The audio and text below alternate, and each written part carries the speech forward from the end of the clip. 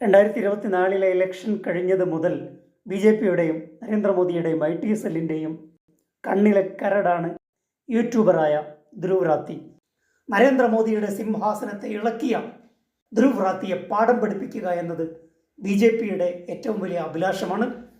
ധ്രുവ് റാത്തിക്കെതിരെ നിരന്തരമായ വീഡിയോകൾ, ഫേക്ക് ന്യൂസുകൾ, വ്യാജ വാർത്തകൾ ഒക്കെ ബി.ജെ.പി നിരന്തരമായി പ്രചരിപ്പിച്ചു കൊണ്ടിരിക്കുകയാണ്.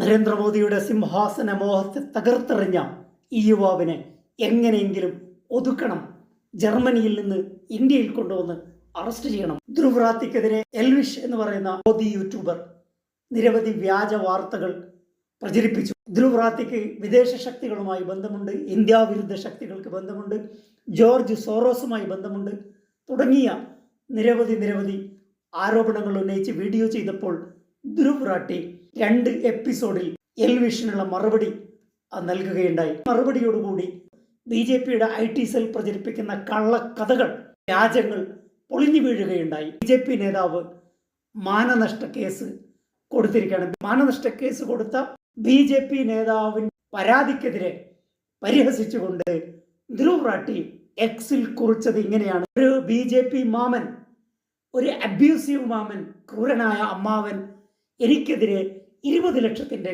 കേസ് കോടതിയിൽ കൊടുത്തിരിക്കുകയാണ്. കാരണം ഞാൻ അദ്ദേഹത്തെ അബ്യൂസീവ് അങ്കിൾ എന്ന് വിളിച്ചതിൻ്റെ പേരിലാണ്. ഇത്രയും വലിയ മാനനഷ്ടം തോന്നുന്ന മാമൻ്റെ മുഴുവൻ സ്റ്റോറിയും പബ്ലിക്കിൻ്റെ മുമ്പിൽ കൊണ്ടുവരുമെന്നാണ് ധ്രുവ് റാത്തി പരസ്യമായി വെല്ലുവിളിച്ചിരിക്കുന്നത്. ബി.ജെ.പിയും നരേന്ദ്രമോദിയും എത്രമാത്രം ധ്രുവ് റാത്തിയെ ഭയക്കുന്നു എന്നതിൻ്റെ തെളിവാണ് ഇത്തരം കേസുകളുമായി കോടതിയെ സമീപിക്കുന്നതിൽ നിന്നും നമുക്ക് വ്യക്തമാകുന്ന കാര്യം. ധ്രുവ് റാത്തി നരേന്ദ്രമോദിയുടെയും ബി.ജെ.പിയുടെയും ഉറക്കം നഷ്ടപ്പെടുത്തുന്നു. ബി.ജെ.പിയെയും നരേന്ദ്രമോദിയെയും നിഷ്പ്രഭമാക്കുന്നതിൽ ധ്രുവ് റാത്തിയുടെ പങ്ക് നിസ്തുലമാണ്. നരേന്ദ്രമോദിയുടെ യഥാർത്ഥ മുഖം ഹിന്ദി സംസാരിക്കുന്നവരുടെ മുമ്പിൽ അനാവരണം ചെയ്യുന്നതിൽ വലിയ പങ്ക് വഹിച്ച ആളാണ് ധ്രുവ് റാത്തി.